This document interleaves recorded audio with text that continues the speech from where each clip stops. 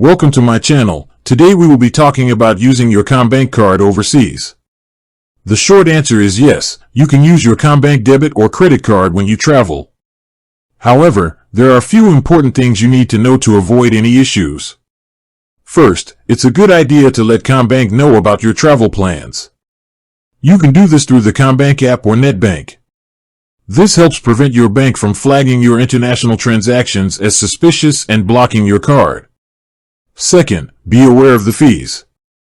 For most CommBank debit and credit cards, you'll be charged an international transaction fee on purchases made overseas. This fee is typically a percentage of the transaction value. There are also fees for withdrawing cash from overseas ATMs. Some CommBank cards, like the Ultimate Awards or Smart Awards credit cards, may not have an international transaction fee. Finally, while your CommBank card works in many places, it's always a good idea to have a backup plan. Consider carrying a mix of foreign cash and another payment method, just in case. Also, make sure you know the emergency contact number for CommBank if you need to report a lost or stolen card while you're away. With that being said, thank you for watching. For more finance videos, kindly check my page.